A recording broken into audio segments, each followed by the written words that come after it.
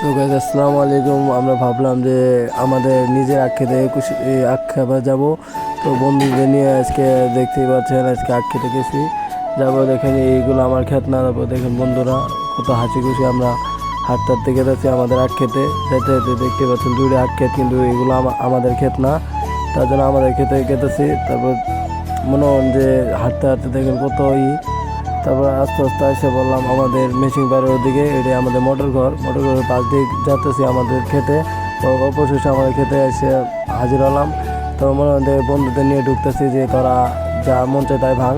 তো বন্ধুরা দেখা যে অনেক খুশি আখ খেতে এসে, তাদের মনের দিকে তাকালে বোঝা যায়। এবং কি আরেকজন ভাঙা ধরছে আসার পরপরই ভাঙে এসে দেখতে যে কোনটা মিষ্টি। তারপর দেখেন ওই নিয়ে একটা নিয়ে ওদিক গেতেছে, তারপর সাউন্ডও ভাঙতেছে।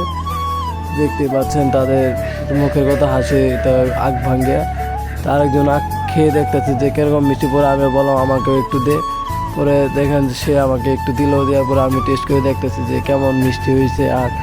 পরে দেখতে যে অনেক মিষ্টি হয়েছে আখটি খেতে। পরে দেখছেন যে আমি বলতেছে অনেক মিষ্টি।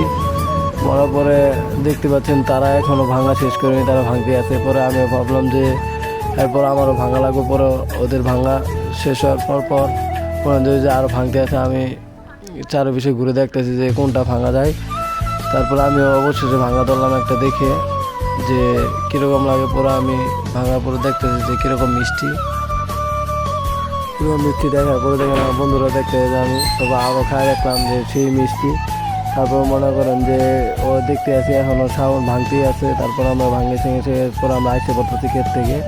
তো অনেকগুলো ভাঙছি, অনেক বড় বড়। আমার বন্ধুরা অনেক খুশি আখ খেয়ে। তারপর দেখেন যে আয় পড়তে সবাই।